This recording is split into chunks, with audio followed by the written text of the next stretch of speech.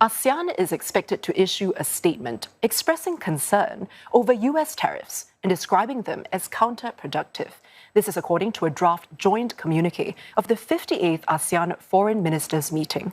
Singapore Foreign Minister Vivian Balakrishnan is in Kuala Lumpur for the event, which will include talks with key dialogue partners.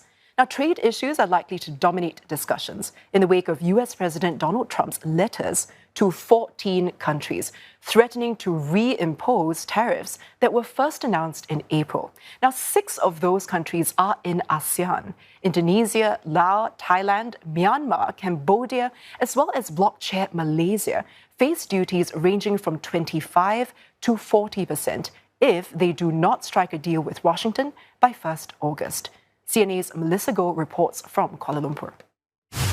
Although the individual ASEAN member countries are negotiating with the US, they have unanimously decided during the ASEAN summit in May, which was held here at the KL Convention Centre, that they will not seek retaliatory measures. Instead, would engage constructively with the US through dialogues. Now, ASEAN is a loose grouping of 10 countries, and soon there's going to be 11. Now, they all have different levels of economic development and makeup, although ASEAN has wanted to unite and negotiate, but in reality it's very difficult, and US prefers to talk to them separately to gain control and leverage. Now, indeed, ASEAN has a huge trade surplus with the US that came up to over $200 billion last year. Now, President Trump said he needs to correct the imbalances, but unilateral tariffs disrupt trade, investment, and causes havoc to supply chain. Now, ASEAN foreign ministers have expressed their concerns of the escalating global trade tensions in a joint communique draft that was cited by CNA today, and reiterated their resolve to speed up integration and boost inter and intra-ASEAN trade. Now, Laos, Myanmar, seen as the closest to China, was slapped with the highest tariff at 40%. Now, Malaysia, meanwhile, as ASEAN chair, isn't giving up.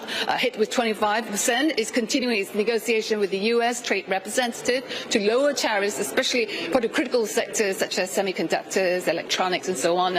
Its trade representatives hopeful that a deal can be reached before August 1st. Now, it's tough dealing with President Trump, she said. It's hard to guess what he's going to do next.